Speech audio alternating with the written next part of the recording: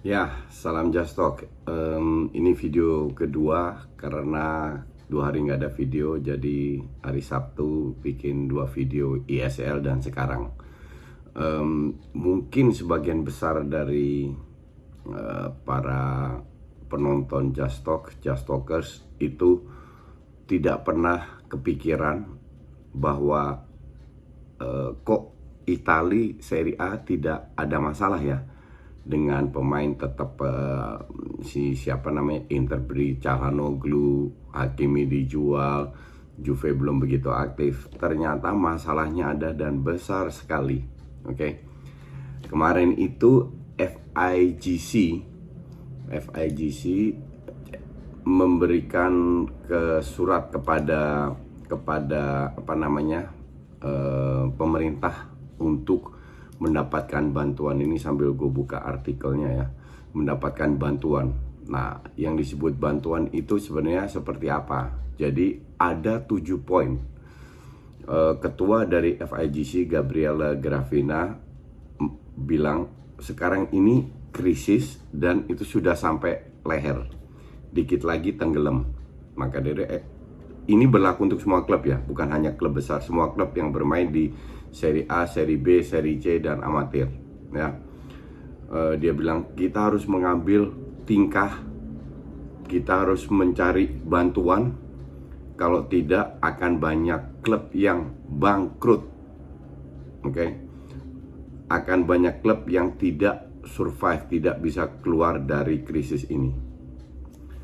Nah, mereka mengeluarkan surat dengan 7 poin kepada pemerintah. Ini gue baca. Gue Google Translate karena gue nggak tahu bahasa Indonesia gimana. Dari 7 poin dalam bahasa Belanda gue Google Translate. Ini gue bacain ya. 1. Penangguhan pembayaran pajak langsung dan tidak langsung untuk jangka waktu yang tepat, tidak kurang dari 2 tahun. Nah, untuk gue sih make sense. Pengurangan pajak itu di Italia lumayan tinggi. Jadi dengan, atau mungkin kalau dari 25% bisa ke 10%, 5%. Cuman kalau ini dipenuhi oleh pemerintah, sektor-sektor lain pada teriak-teriak, ya kita juga mau dikurangin pajak, ya kan? Jadi yang kena itu bukan pemain sepak bola aja, kita pun juga kena. Nah, ini tugas pemerintah. Gue nggak tahu apakah ditangguhkan. Kalau seandainya iya pun nggak akan banyak, karena pemerintah harus memikirkan semua sektor di satu negara Italia, bukan hanya cuma sepak bola. Poin 2, penangguhan hingga pertengahan 2023, 2 tahun lagi ke depan, penangguhan larangan iklan dan sponsor dari dunia perjudian. Oke. Jadi iklan sponsor dari betting site yang di Inggris full, hampir berapa itu, dari 18 tim IPL itu 14 kalau nggak salah pakai betting site disponsorin. Di Italia nggak boleh. Ternyata gue juga baru tahu. Itu ditangguhkan sehingga at least betting site kan duitnya banyak, bisa jadi sponsor, entah kecil co-sponsor atau sponsor besar, agar masuk ke Serie A, Serie B, Serie C, dan lain-lainnya. Poin 3, akses mudah ke langkah-langkah dukungan untuk klub yang membutuhkan bantuan. Oke.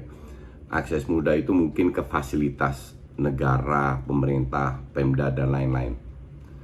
Poin 4, prosedur khusus pembayaran angsuran dan rekonsiliasi utang pajak untuk klub yang bermasalah dengan otoritas pajak.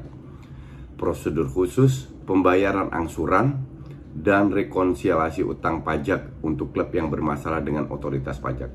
Jadi untuk klub yang tidak bisa bayar pajak, itu tolong dicarikan keringanan dari membayar pajak. Bukan nggak bayar, let's say utangnya 100 juta atau 10 juta lah, nggak bisa bayar, mungkin bisa jadi 2-3 tahun, atau bisa diringankan atau dipotong sedikit, jadi keringanan gitu. Nomor 5, relaksasi dalam penyelesaian kredit pajak tangguhan. Relaksasi dalam penyelesaian kredit pajak tangguhan. Ini gue nggak paham bahasa Indonesia. Coba versupling by bahasa Belanda yang versupling by verrekening van uitstel berat. Jadi keringanan ya keringanan dalam menyelesaikan pajak. Oke, udah itu nggak jauh beda dengan 4 lah. 6. Pengenalan pemotongan pajak untuk kontrak dengan pesepak bola profesional muda. Jadi yang dimaksud itu apa namanya di keringanan lah. Pemain muda di sana juga bayar pajak, tapi kan nilainya nggak tinggi karena nilainya jauh lebih rendah. Bahkan di Inggris pun juga si Curtis Jones di Liverpool itu gajinya cuma berapa ratus ribu, nggak sampai 1 juta, padahal dia sering main loh. Nah ini yang dimaksud, jadi untuk pemain-pemain muda biar pajaknya itu lebih diringankan lah, kasarnya begitu. 7. Pembentukan dana penyelamatan sepak bola Foundation Funds, di mana 1% dari hasil taruhan olahraga digunakan untuk mendukung dan menghidupkan kembali sepak bola profesional, amatir, wanita, dan remaja. Gue ulang lagi, membentuk foundation, fund, duit,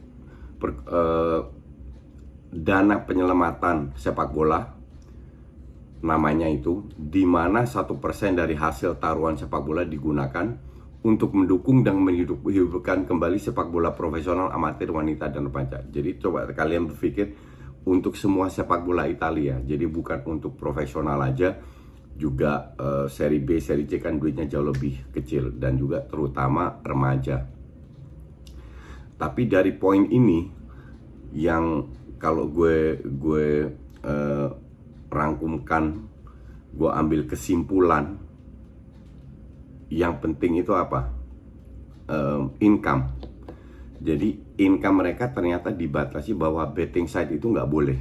Sekarang itu mereka ingin dibebasin lah, bahwa betting site sudah masuk. Nah, kalau ini disetujui, dan gue bilang feeling gue ini akan disetujui, daripada keringanan pajak, daripada potongan pajak seperti tadi sudah gue bahas alasan-alasannya.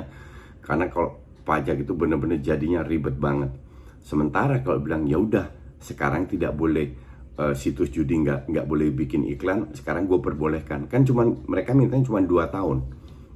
Gue bilang ini akan menjadi salah satu solusi yang penting yang akan disetujui oleh pemerintah, karena banyak sekali betting site yang duitnya banyak itu ingin masuk. Dan kita nggak boleh munafik, olahraga kalau di Indonesia kan dulu ya, sekarang mungkin agak kurang.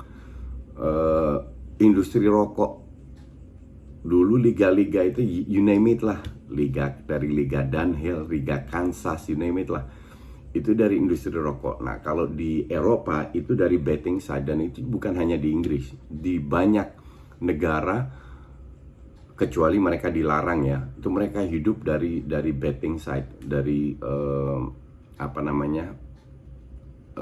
dunia perjudian lah, sepak bola.